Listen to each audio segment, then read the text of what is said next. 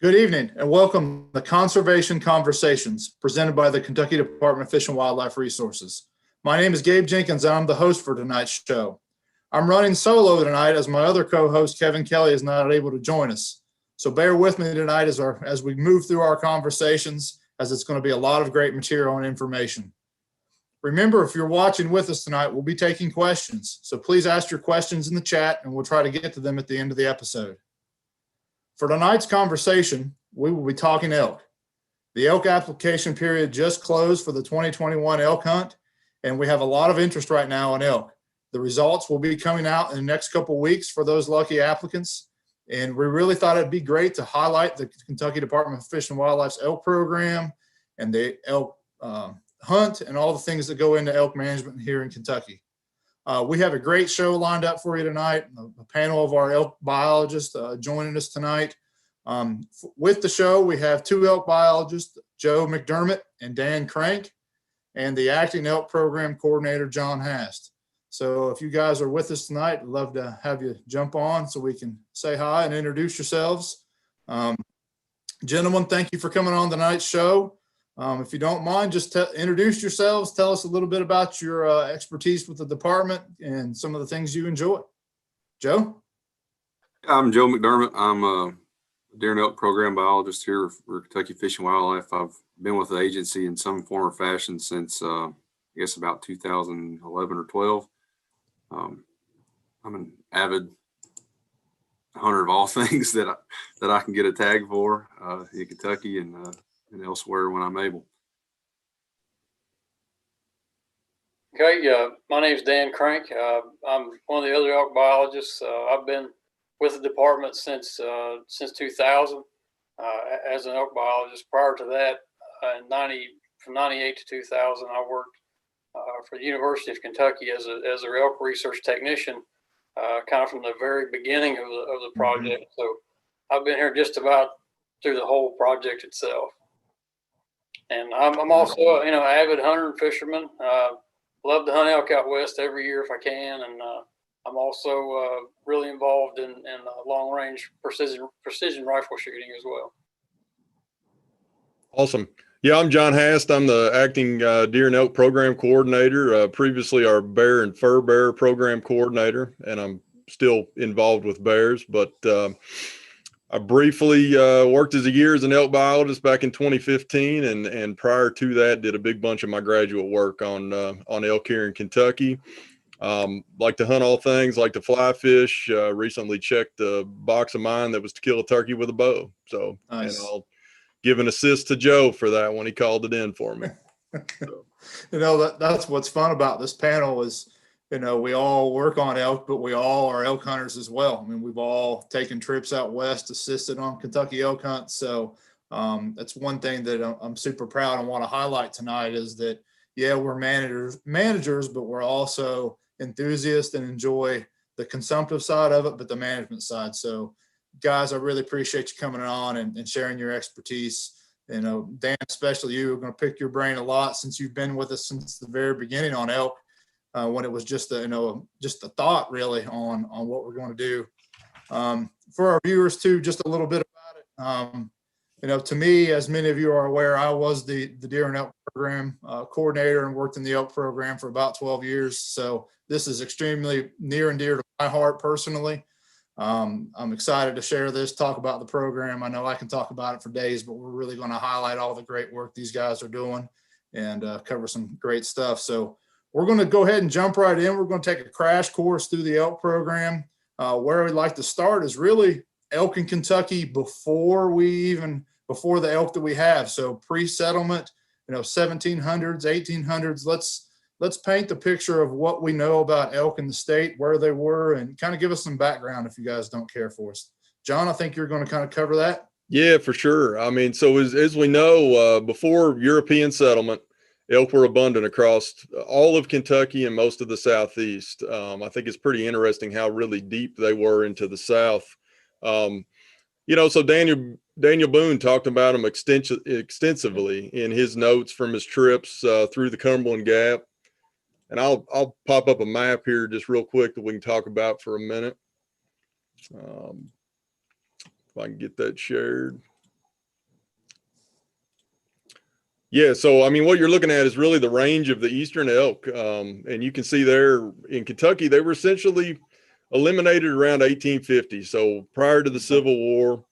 And you'll notice on here it says eastern elk, and actually, pretty well most scientists agree that there was a number of subspecies of elk across North America. So it would be kind of the same thing as a Merriam's turkey versus an eastern wild turkey. You know, they're all turkeys. They all kind of look the same, but at some point were subdivided and made some minor changes. Unfortunately, we don't really have any good like specimens of the eastern elk. You know, there's a skin in the Smithsonian, and that's about it. We don't really even know what they look like, much less what kind of habitat they use. But the general consensus is that they were very similar to Rocky Mountain elk. Right. I've got a painting that John James Audubon did. This is likely of an eastern elk, you know, from his travels through Kentucky and kind of up the Mississippi and Missouri rivers. And you can tell they look basically like the elk that we expect today. And there's still other subspecies out there. There's a Merriam subspecies. There's a Roosevelt subspecies in the Pacific Northwest. And they're pretty much, you know, an elk's an elk, live in a slightly different habitat.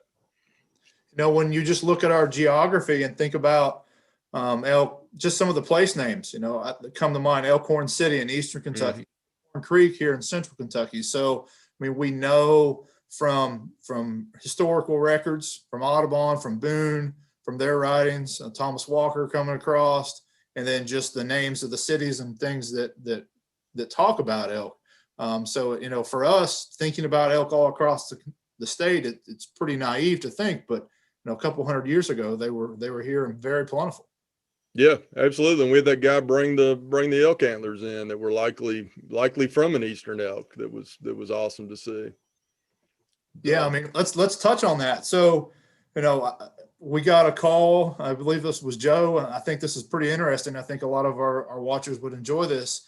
The gentleman was walking the bank of the Salt River here in central Kentucky, just kind of looking at a place that the bank had eroded, looked up, saw what he thought was bone, started digging, looking around, and pulled out. Sure enough, it was an antler.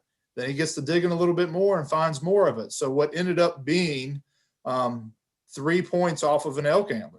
He called us up, brought them to us at the office. We have it sitting at our office, going to try to get it carbon dated, but you know, at the earliest, those things are 270, 280 years old. I mean, we know this was in the Salt River. We know the Salt River was very important for the settlers when they were coming across. That's where they went and got salt. That's why it got its name. Boone talks about the Salt River a lot. So it's a really awesome find. And I can think, at least in my tenure here with the department, that's one of 3 people or 3 specimens that people have called us and found that were antler. So it's just not something you see very often.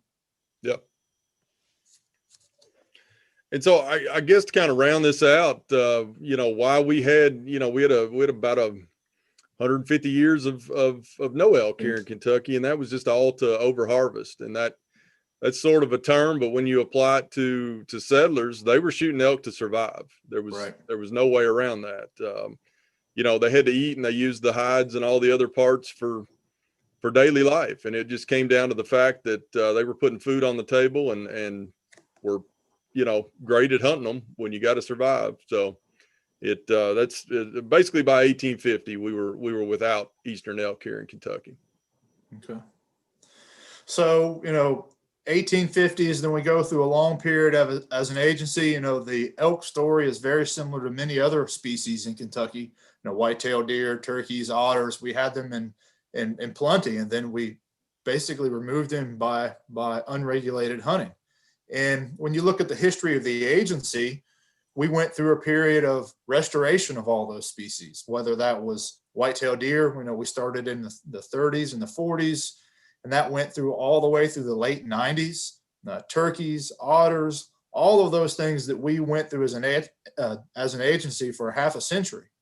And then, you know, we kind of checked those boxes, right? We checked off the turkey box. We checked off the deer, the otter. What was next? And for us, it was elk as an agency. If they were here, we had the interest. So let's kind of talk about why we were thinking elk, some of the interest behind that, why we chose where we did, and give us some of that history on the pre-efforts that we made as an agency to bring in elk. So Dan, I'll kick that over to you if you want. Why did, if you don't mind. So as an agency, this would have been pre your time anyways, but kind of touch on, if you don't mind, what the agency did to kind of look at that and feasibility of having elk and what that showed us. Okay. Yeah, there was some interest. It started probably around, from what I've heard, 95 or 96. A few of the commissioners got together and sparked some interest in but hey, can we bring elk back? So they had some public meetings and did some surveys. They did a small reintroduction study, interviewed a lot of people, got a lot of input on what people thought about it, including some state agencies, other state agencies. And it was overall a positive thought for most people that, hey, yeah, let's go, let's do this. And the best place that they found was Eastern Kentucky, and mostly because of mountaintop removal mining down here. That was back kind of in the heyday of mining. And really what they were doing from an ecological standpoint was they were removing trees and creating open grassland. And elk are primarily grazers. And so all this open grassland was great habitat for elk. And some of our commissioners at the time knew a lot of these mining companies, had a good relationship with them, and so that kind of sparked the more interest into, hey, we can do this. Let's get some agreements going. We had some Western states, namely Utah to start out with, that had a lot of surplus elk. They had elk on public and private land that were overpopulated, and they couldn't get hunters in there to remove those elk. So, that was one of the big things that we worked with these Western states was they had overpopulations of elk. They didn't have enough hunters, or they couldn't get hunters to those areas. So they were happy to have us come out and capture those elk and take that surplus from them. So all this started really December of '97. We went to Kansas to a facility there, took some surplus elk they had on a small ranch there. So that first release site was in December of '97. There's only 10 elk there, but we had 4,000 people show up for that release site that day. And that was on the old Starfire mine. It's kind of where Breathitt, Knott, and Perry County come together. That was our very first release site, one of 8 locations that we ended up taking elk to. So you got to point out there that you see the governor, that's Governor Patton, I believe, right there opening the gate, standing with the elk. So, this was a big thing, right? I mean, the point where the governor of the state here opening the gate in celebration of this. Yeah, it was a very positive program that was started, and we had a lot of positive input. Everybody really was on board with it at the time, and was really happy that we were doing it. And the original plan was 200 elk a year for 9 years. First couple of years, we didn't meet that 200 number. So we contacted some more states, and some more states heard about it and contacted us. So we really spread out to more states. We ended up going to 6 different states from '97 to 2002. Most of those elk were caught with a corral trap, basically a big pen with a gate that would swing shut under a tripwire. We did catch some of those elk too with a helicopter, like we've been doing here the last couple of years. And we basically finished up years ahead of schedule. Now all those elk were tested for a variety of diseases, and they only came from states that were brucellosis and TB free. That was the big 2 diseases back then. Yep. And as soon as we finished up was when chronic wasting disease really came to light everywhere in the U.S., especially in Wisconsin at that time. And luckily, we were basically finished at that point. We had moved over 1,500 elk here in a few years, and so we kind of just called it quits. We were short of the 1,800 number, but we didn't think that it was wise to keep going with CWD starting to pop up in different places. So, Right. Yeah. We were, what, a couple hundred elk short at that point, and it just, Yeah. we're happy. How many release sites did we have? We had 8 different release sites. They were scattered throughout the elk zone at the time. It was, I think it was 14 counties at that time. We Okay. added 2 more later on to kind of make a contiguous zone with Tennessee, but they were spread all throughout the elk zone at that time. Gotcha. Okay. So, we brought elk in, started in 97 all the way through 2002. But one thing that the agency had the foresight of, and we really wanted to set the impetus with this elk herd, is that we were going to manage them by hunting.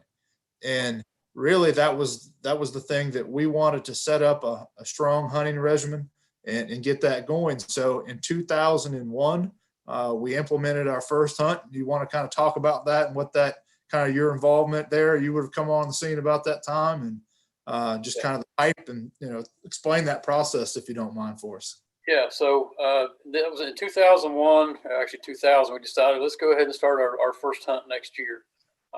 And we wanted to kind of set the precedent of we're going to hunt both bulls and cows. We're going to seclude this or keep this hunt one little spot to begin with, the very first release site where we had at that time probably had dumped 300 to 400 elk there. And almost every elk we brought had a radio collar on it. So we knew the survival rate of those elk. We knew how many babies they were having. We knew a lot about that population, and it was doing really well. So we decided to do 6 bull tags and 6 cow tags. It was a week-long hunt for the bulls, week-long for the cows. I think it's the first year, I think we only had a few thousand applications. I think it was 7,000 or 8,000, something like that. It wasn't a lot of people. We had a drawing here in Hazard, but it was real successful. We took 2 of those tags. One went to the Elk Foundation, who had pledged about $1.5 million for the project. Shikara Safari had given us a couple $100,000. They got the other tag. So we started out pretty small. The first couple of years, it was basically 6 bulls, 6 cows. By 2003, we doubled those numbers. We went to 2 different spots, and it just kind of kept progressing after that. We finally, I think it was in 2004, we opened up the entire elk zone to limited hunting. And we just kept kind of slowly progressing forward, increasing the numbers, lengthening the seasons a little bit. And, it took off, and it was really, really great for everybody. I'd like to take a step back if we can and talk about the elk that we got. So, moving that many animals all across the country, it was a big effort, with coordination with our agency and our staff going all the different states. It was also expensive, but I can say that we were able to do it relatively cheap. Can you talk about any of the funding or who provided a lot of that kind of seed money to get that project off the ground, and who we can thank essentially for that effort? Yeah, a lot of that money, like I said, was from the Elk Foundation. They pledged, like I said, about $1.5 million for that initial project to get things going. Shikara Safari threw in some money. Of course, our state agency threw in money. People out west, those states provided manpower basically to help us do all this, because it was a ton of work. First couple of years, we had a lot of employees that would go out for a couple of weeks at a time and come back. We just kept kind of switching. When I started in 2000, I started in spring of 2000, so I didn't get to go that first year. But in 01 and 02, basically in 01, it was myself and another biologist from here who's now retired, Charlie Logston, and we left right after New Year's Day and didn't come home until the middle of March. And it was every day in and day out, you'd go catch elk or try to anyway. And that was the same thing in 02. And in 02, we went to different states as well. So we were bouncing all over the place trying to get this project done. And it was a lot of work, but it went together really well. A lot of agencies worked together to get that going and to keep it going. And it was something we didn't pay for those elk. So those states, those gave those elk to us for free. And, it's kind of a novel idea for folks that are our age now and at the time, but really that's how fish and wildlife agencies used to work. I mean, we traded animals and critters back and forth. I mean, we got whitetail deer from all over the East and the Northeast, same with turkeys. We worked out a partnership with turkeys in Missouri and otters in Louisiana. It's crazy that the things that we did in the 50s, 60s, all the way through the 90s. And this was really just a repeat of that. And it just happens to be really the last species that we did that. So it's just an example of agencies working together for a common goal. And we can't be thankful enough for those states willing to give up a few elk here and there to allow us to have the success in the herd that we have today, right? Right. Yeah, I think, we traded some animals I think we traded turkeys to South Dakota, and South Dakota traded something to somebody else, and they traded something to Utah, and it just it was kind of wild how it worked, but that's what it was. It was, I'll trade you this for that, and we'll provide you some help on the ground, and it went really, really well. It really did. Okay. Well, let's grab Joe here and have him come back on, and let's start the segue. And you kind of were already going that way before I brought you back, but let's start talking about the hunts. We kind of hit 01, 03 as that ramped up. Let's move from 03 over the next decade or so and just kind of give us a highlight of where we were as an agency, what we were doing. There was a lot of change. Joe and I both entered the scene. John Hast is going to enter the scene now as new professionals working in this field. You see a lot of trial, you see a lot of change. Let's kind of just talk about that status, if you will, of the program at that point. Okay. Yeah. By around 05, 06, we had this zone-wide hunt, and we were trying to figure out, basically, we had elk scattered throughout the elk zone. Opportunities were just about everywhere. And our elk numbers were gaining substantially every year. Through our research, we were finding, calves were being born at a high rate. They were surviving. Our cows were living to old age. Everything was really going good. So our tag numbers started increasing every year. More hunters on the landscape. And we had to figure out, okay, we don't want everybody going to one little spot. We've got to spread these people out a little bit and provide, more opportunity too on public land and that kind of thing. So eventually this evolved into an at-large with little limited entry area units into a unit system that we have now, which basically divides the whole elk zone into 7 units. One of those units kind of being off limits to hunting because, one, there's not many elk there, and number 2, we're trying to figure out a way to get elk there to increase the population down there. So that's been one of our biggest challenges for the hunt is how do we spread people out in a way that makes sense for us from a biological perspective of there's enough elk in each unit for people to hunt and provide a good opportunity for people. So that's kind of where we are today. And to kind of back up a little bit with, the elk zone is mostly private land. The department owns hardly any land in the elk zone. So early on, we devised some programs to try to incentivize landowners, especially large landowners, to provide property for people to elk hunt on. That first program was the Landowner Access Program, and basically it was if you owned 5,000 acres or more and you wanted to let people elk hunt on it, you could sign up in this program, and we would give you an either sex elk tag for every 5,000 acres that you signed up. We had some of these landowners with 20, 30,000 acres that were signing up, and it turned out to be a really good program for us. And when Joe came into the program, we just started thinking about a different way to go with a voucher program to get smaller landowners in there. We touched about all the big landowners we could. So now we're looking at smaller properties, and Joe has kind of taken the lead on that and done really well with that. provided a lot of opportunity for people. Joe, if you want to maybe describe that a little more and tell us how that's going. Yeah, the voucher program is going really well so far. We recently, it's all based off of elk harvest. So, when you kill X number of elk, the landowner gets a permit. And it's been really successful in terms of opening up new properties.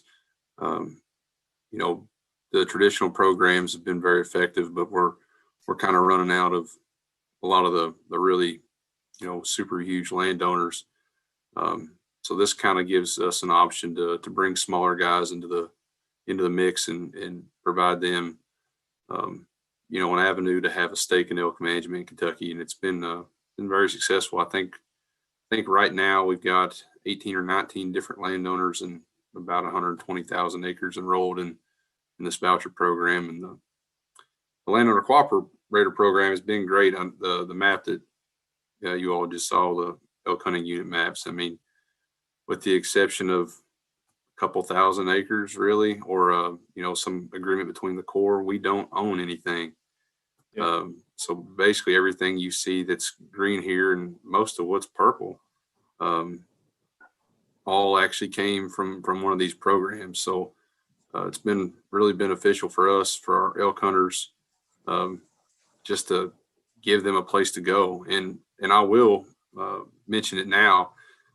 Basically, all these programs everybody's enrolled in a landowner cooperated program, whether it's called a wildlife management area or a hunter access area, all that property is open to other hunting as well. There might be some restrictions on a handful of acres where it's archery only for deer or something of that nature. But I mean, it doesn't matter where you're from. You can drive down here from Louisville, take your kids out hunting on these properties. And it's been a really cool project to work on because, obviously we're trying to open up elk access, but it benefits every sportsman and woman in the state.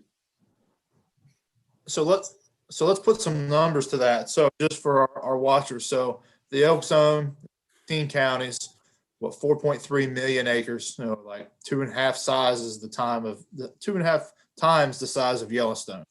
And then when you look at that 4.3 million, what we own as an agency is only a couple thousand acres. So when we were bringing elk in, that was one of the foresights that the agency had is we're going to restore this big game ungulate hunted species. How are we going to get access for hunters to find them and have a place to go?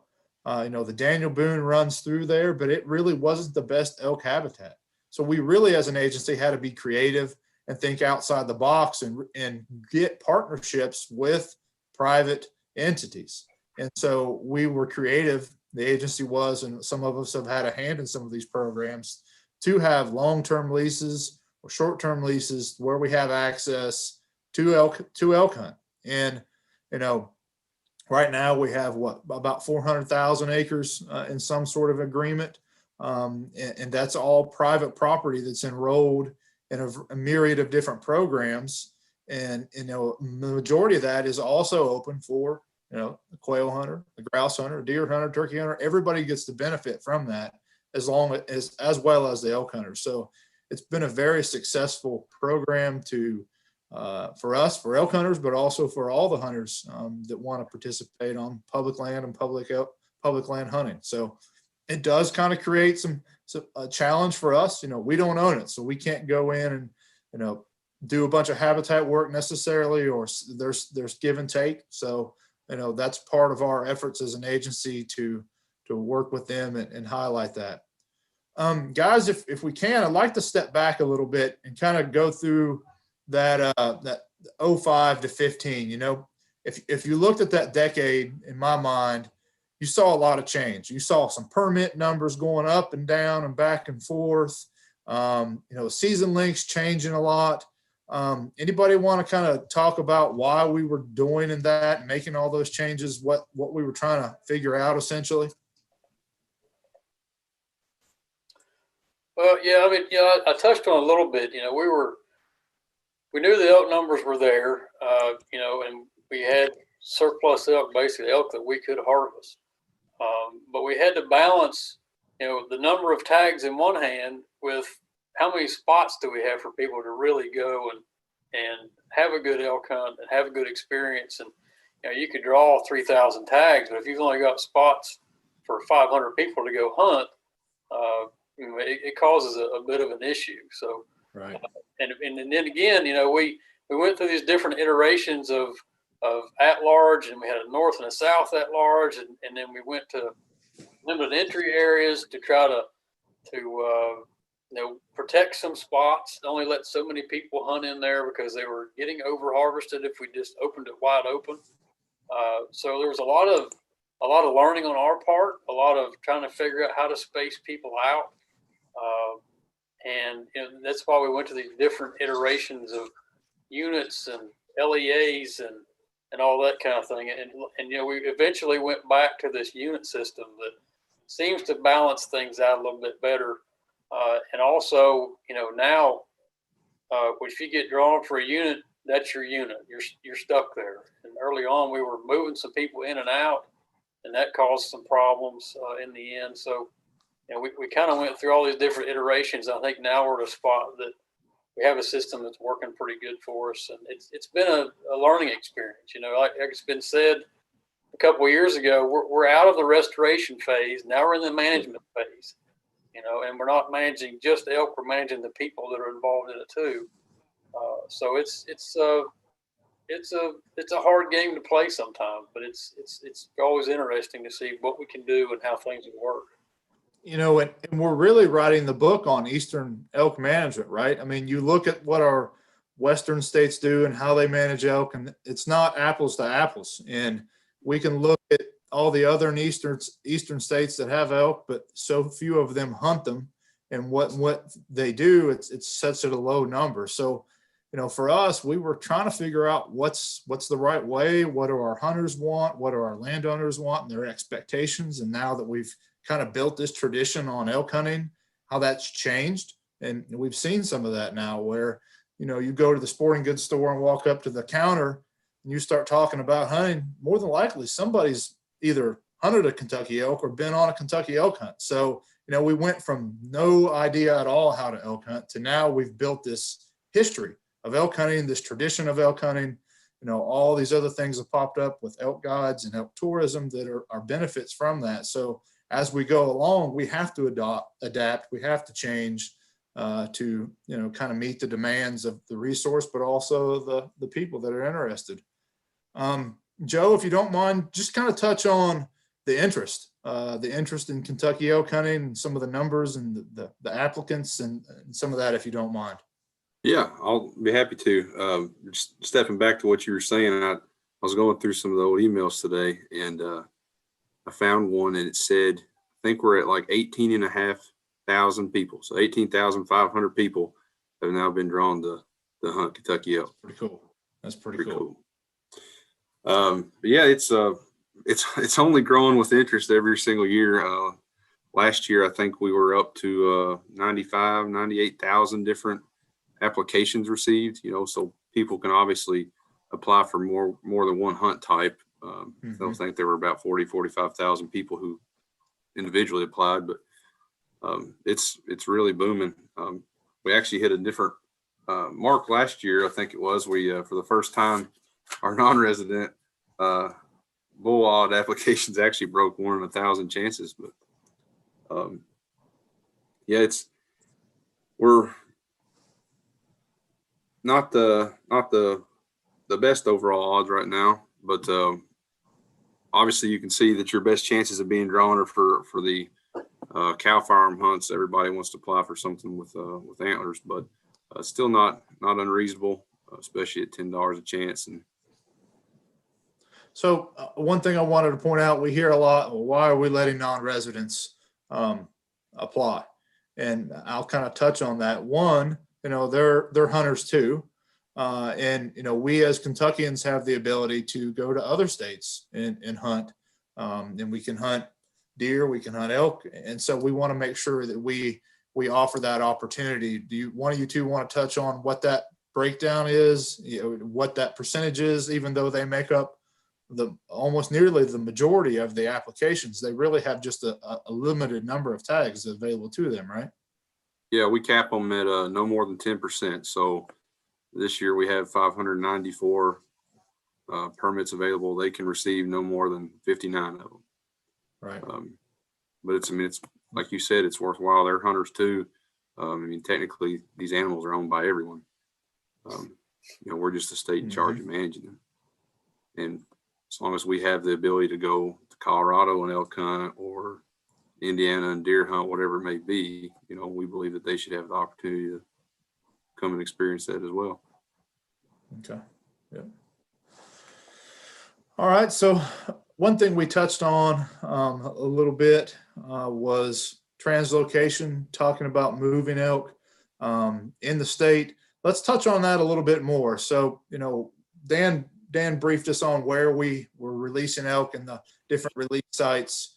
As we move through really that 15-year period from 97 to about 2011, we were just letting the herds grow organically. And then we kind of shifted a little bit as an agency and as a program to elk and elk management. So John, let's talk, if you don't mind, translocation of elk in the state, some of the projects that we were involved with starting in about 11 through 2018, 19, if you don't mind. Yeah, I'll have to remember back to those days. I think we were generally all sleep deprived and usually soaked for some reason. When I started my graduate project, there was this wild idea that we were building a quarantine pen and we were gonna send some elk to Missouri. And I will credit that. I know the four of us learned a hell of a lot about handling elk and what you can do with them and how to catch them over those 5 years. I've got a photo that I took. These are actually elk in the trailer headed to Virginia. Everyone's ear tagged, radio collared, certified disease free, and they moved them across the mountain. And a couple pictures that I was looking at on their website today. I mean, this is, those elk didn't know, when they got put out in Virginia, it looked exactly like what they'd been living on in Kentucky, just your general strip mine area. But, beautiful photo of two bulls in velvet there. But generally, when we look at translocation, it was one of those things that, those 6 Western states back in the day, had the foresight to give us some. And, really they're about starting the winter of 2011. And for the next, 6 or 7 years, we were doing the same for 3 other states. And I mean, really, absolutely, in Missouri and Virginia, every elk that is in those states, that was taken to those states, one of the 4 of us, if not all of the 4 of us, touched it multiple times. Yeah. And so, it's really basically every elk in the lower 48 has roots in Yellowstone. I mean, we killed them out pretty good across the lower 48 and started moving elk in the early 1900s. I mean, there was a photo when we were at a conference that popped up when we were up in Michigan. I think it was like 1918. Michigan brought elk over in a railway car, and the photo was, much like Governor Patton opening the horse trailer. Somebody just slid a railroad car door open, and they were jumping out. Come out, right? So we do things a little bit differently now. There was likely no disease testing or anesthesia drugs for capture back in 1918, but essentially it's paying it forward. We've started a very viable herd in both Missouri and Virginia and helped supplement that herd up in Wisconsin to the point that I know Virginia's seriously thinking about a hunt, and I think Wisconsin had theirs off and on in some manner here recently. Wisconsin's been hunting now for a couple years. Yeah. So, we sent 72 of our elk to Virginia, and they estimate their, on their website the other day when I looked it up, they estimate they've got 250. So, very successful. That's basically 6 years after they put the elk on the ground over there. Very successful program. And eventually you've got to think about it in terms of like a 3 or 4 state, mega population of elk. When you throw Tennessee, Virginia, West Virginia, and Kentucky in, eventually those should all connect and just be one big quad state population. Mhm. You know, we talked about it, you know, you mentioned Missouri, mentioned Virginia, mentioned Wisconsin. Those are the three states that we made that effort. You know, as you said, 72 elk to Virginia, a little over 100 elk in total to Missouri, and about 150 total to Wisconsin. So Mhm. you think about it, you know, 325 or so animals that we were able to capture in Kentucky spread out over about an 8-year period, that now they have, all those folks have the same excitement that we did. You know, have these elk now, we're seeing hunting going on. Those populations are growing and thriving. So for us, it was the right thing to do. You know, we I think at this point we feel we've fulfilled our obligation of paying it forward. But also during that time, a lot of folks don't realize is we were moving elk to other states. We were doing research for your projects and a handful of other projects, but we are also catching elk and moving them around in the state as well at that time. So, you know, touch on that if you don't mind, just a little, what our efforts were here in Kentucky as well. Yeah. I think one of the best examples of that is, you know, what used to be Corrigan WMA down in Bell County. It's now CF Ataya WMA. And it's turned in, it essentially in, I guess you'd say summer of 2010, didn't have any elk. Yeah. And it has turned into one of the most coveted, you know, places in our regulated area that you can draw down in that unit. And that started with 49 elk. And that was a nuisance situation that, you know, that first year we were scooping elk out of people's front yards along a major highway. So we were able to scoop up 49 and take down there. And, you know, I know we took a couple of bulls down there to throw in with them, and it's a fantastic spot with, you know, a robust elk herd with great trophy elk, just from a couple of long nights of us running corral traps up there. I think that really speaks Right. to what you can do. And we've got a lot of vacant habitat. You know, I think that'll be something that we'll continue into the future, is moving around inside the state. Yeah, I mean, so just in total, you know, throw some numbers around. We are kind of hit at that. About 325 elk we sent to those three states. Mhm. We moved well over that many, just around Kentucky into a couple different locations. But then when you also look at it over that same period, we probably harvested what, a couple thousand, 1,500 elk in those 5 years. So yeah, we're talking some decent sized numbers, but when you look at our harvest compared to actually how many animals we moved, it's really minimal. And so it really was for us is helping set the stage for a long-term, very healthy, viable, strong population all across the elk zone, and also paying that forward to other states that had that effort. John, one thing I forgot to mention, for our folks that are watching, we're going to be taking questions. So if you'll type your question in the chat, we'll try to get to that at the end. So we've covered a lot of different things, you know, kind of a highlight of 30,000 foot view of the elk program. So anything that we weren't real clear on or you're interested about, by all means, type that in.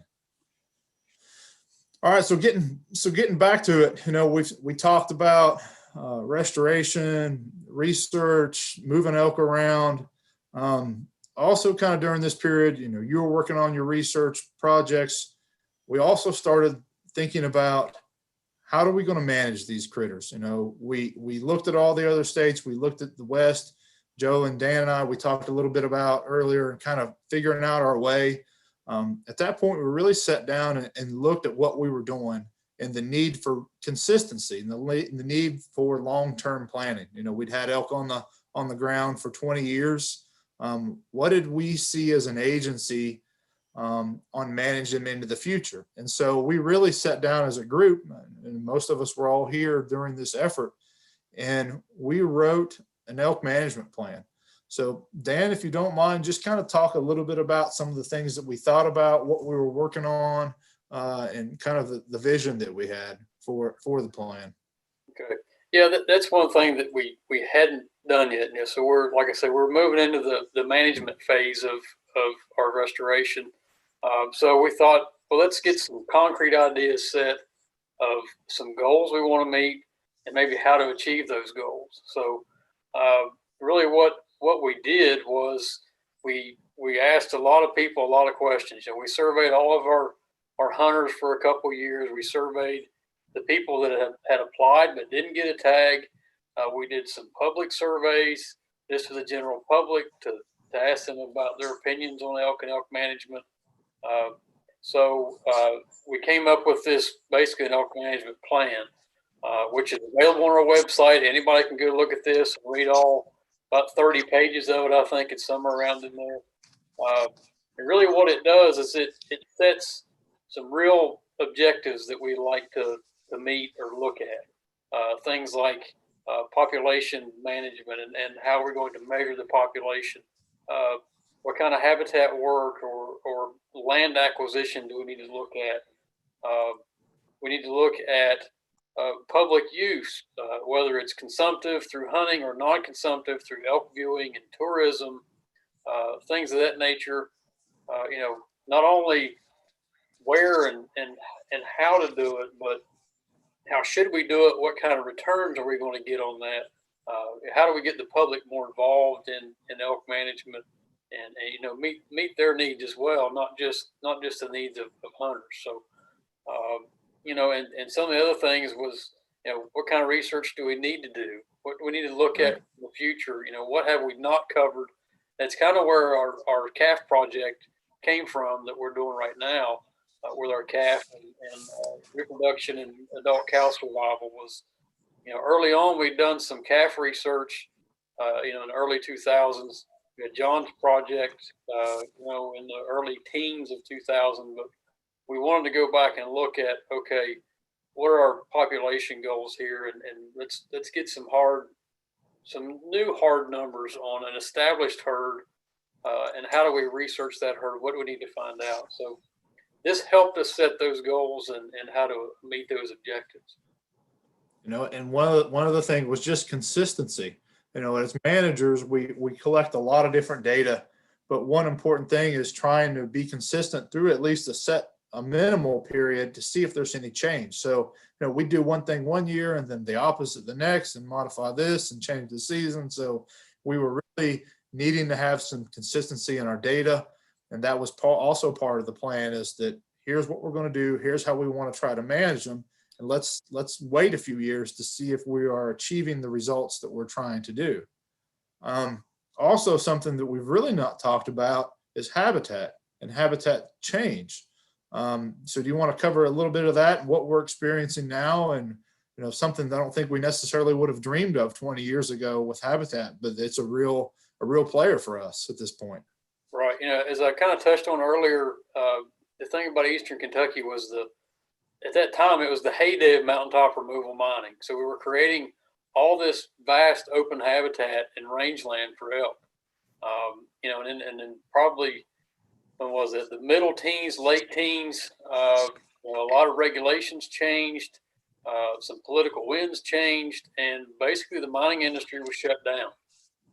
And it really hasn't recovered. So really all that habitat that was being created basically just stopped, and the habitat that was there started basically converting from grassland to shrubland into basically going into forest. So we were losing that early successional stage of open grassland that elk need to survive and have a good forage source. So that's one of our big hurdles right now, which is in the management plan, is how do we deal with that? Especially on property we don't own. We can't just go in and bush hog thousands of acres or spray thousands of acres because we don't own it. So that's been a big challenge for us, and it's probably the biggest challenge we face right now.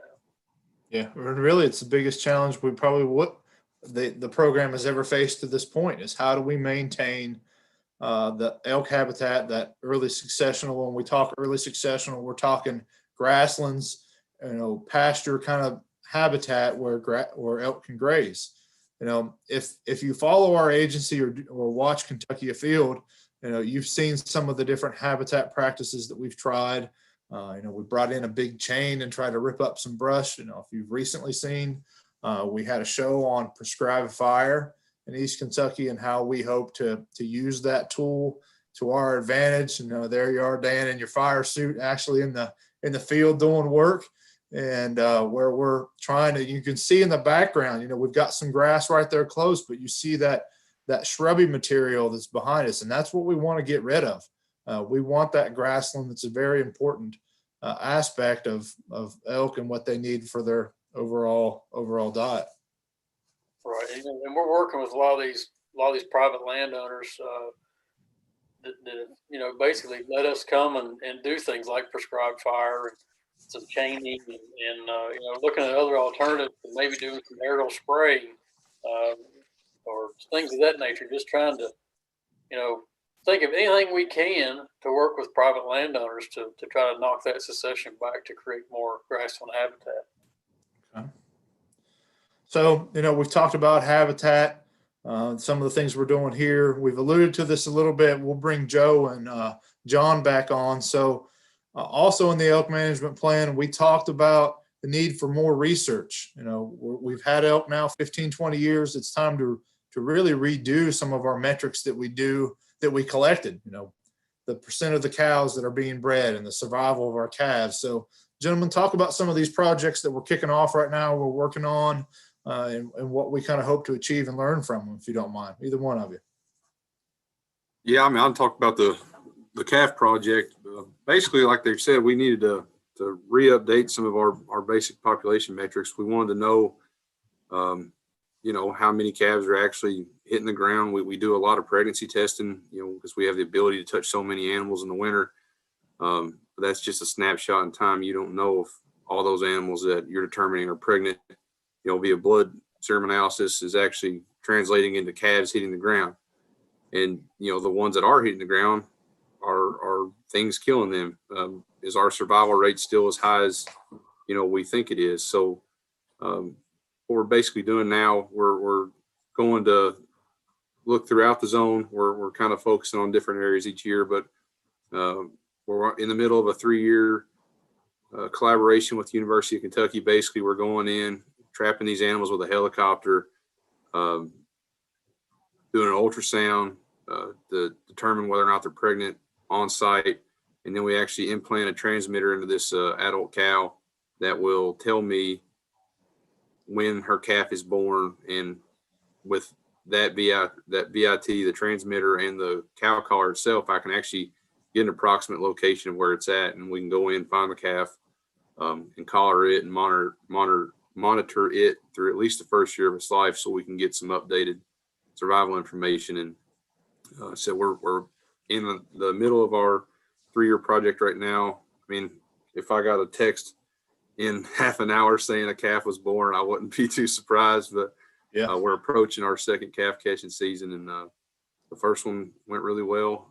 All of our equipment technology worked perfect in this environment, and we've got pretty good survival calves, a lot higher. So let's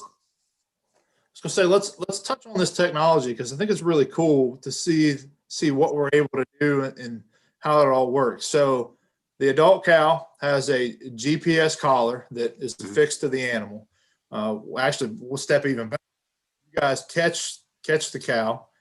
We determine if it's pregnant. So why don't one of you guys walk us through that process of the elk capture, what that looks like, and then how we move forward. Oh, I can't. Yeah, I can jump right in there. These other guys have been on it for a while.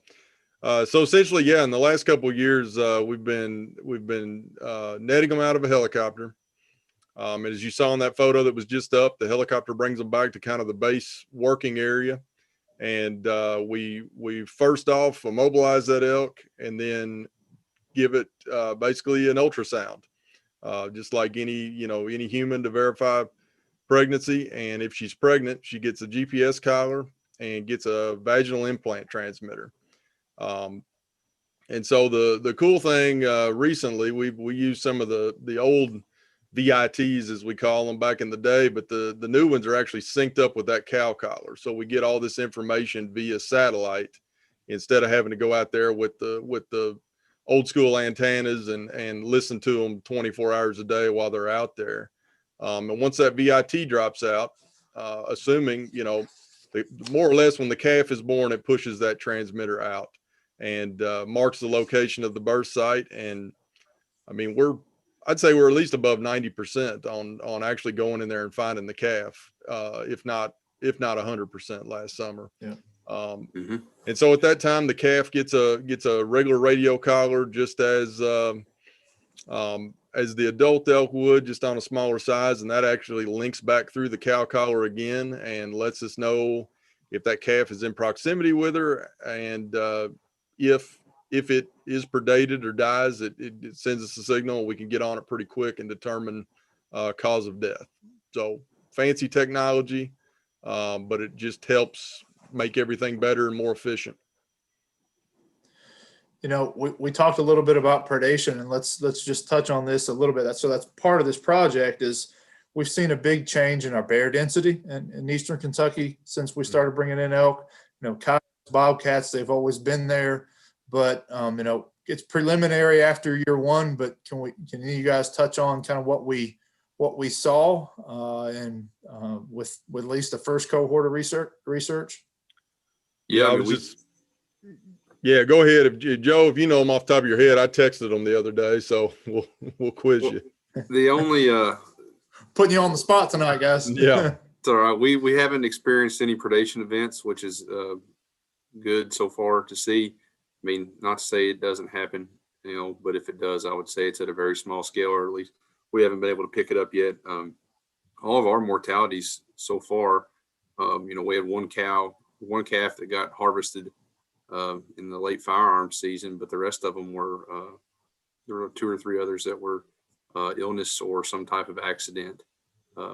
Like one calf got stepped on by its mom, but nothing that we've seen that, you know, you hear a lot of people, oh, bears are eating them all, bobcats are eating them all. We haven't detected any of that yet.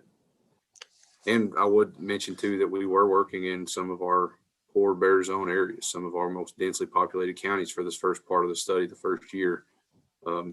This year will be more of the same. We'll be focusing in still in some of our seriously high density areas, and pretty exciting to see what's happening.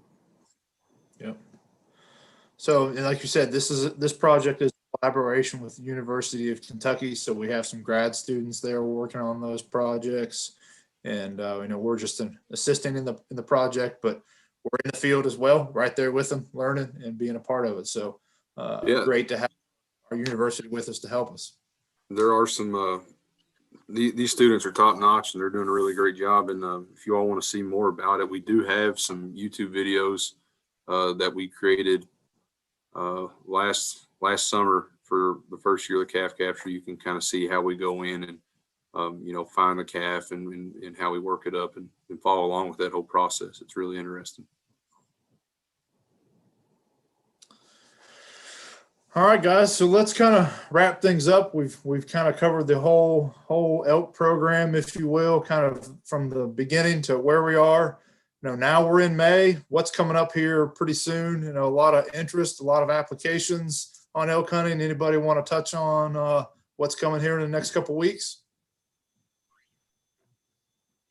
I think everybody's being quiet. Yeah, evidently.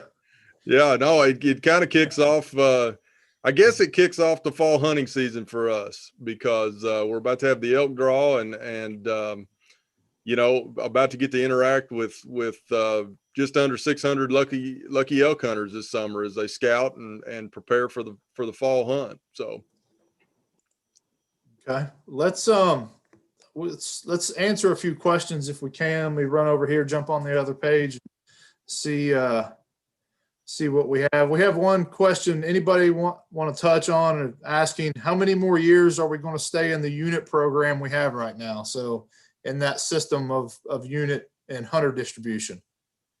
Well, I mean, like I kind of said earlier, that this unit system seems to be working pretty good as far as you know, we can spread hunters, put them where we want them to be, provide good areas for them to hunt. You know, we can conserve that one spot down there, Unit 1, where we're still working on trying to get some more elk down in that unit.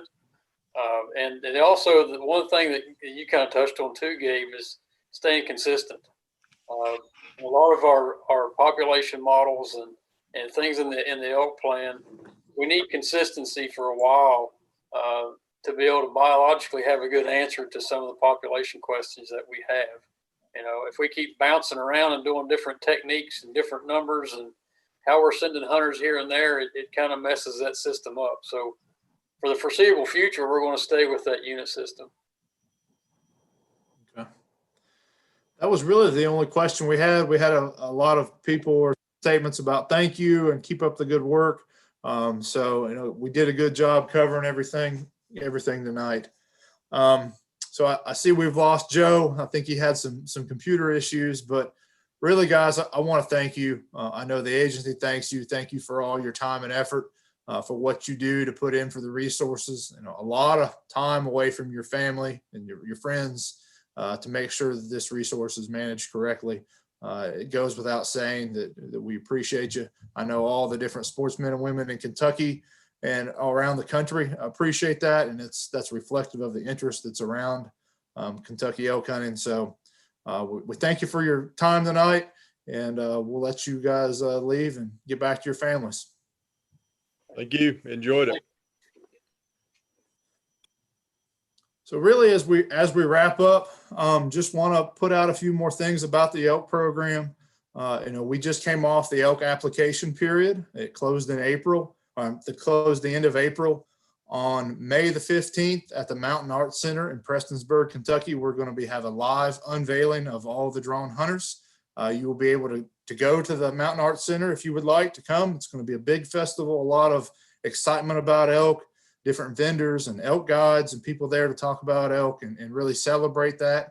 And we will also be streaming the unveiling of all the drawn hunters live, so you can get on Facebook, all of our different social media channels, and listen to that and watch that and see those hunters come across the screen on everybody who was drawn. We also talked a lot about all the different resources that we have as an agency, whether that's on our website, on the elk hunting pages that talk about the program highlights that we discussed tonight, but also if you're drawn, lots of great resources that are available for you to investigate, to think about, to look at. Great resources on Kentucky Afield YouTube, our agency's YouTube on elk hunting, what to do, how to be prepared for elk hunting in Kentucky. If you've never done this, we didn't get to cover it tonight with staff, but the elk program staff are planning to do an elk webinar for all the drawn hunters to kind of give them the ins and outs of elk hunting. So lots of things coming, lots of great resources if you're watching and you happen to get drawn. So we're here for you. We want you to be successful and set you up for the best that we possibly can for the upcoming season. So, you know, we have a very nationally recognized program. The guys talked about that tonight and all the different efforts that we have. And if you've not had a chance to apply for the elk hunt, I encourage you to do that next year. That application period runs from January 1st until April 30th. It's $10 to apply, and it goes to a great cause. You heard about all the different resources and research that we do. Those monies help pay for that, and we greatly appreciate that. So wrapping up, those results will be live on May the 15th. If you applied, you can check on my profile on our website at fw.ky.gov, and we hope to have the results up there no later than May the 20th. So finishing up, to those watching, thank you. I hope you enjoyed the conversation. Thank you for tuning in. If you haven't already done so, go ahead and hit the subscribe button at the top right corner of the YouTube page. Then select the bell to receive all the notifications and new content from the Department of Fish and Wildlife Resources. We'll be back May 20th for another episode of Conservation Conversations. We'll see you then. Have a great night.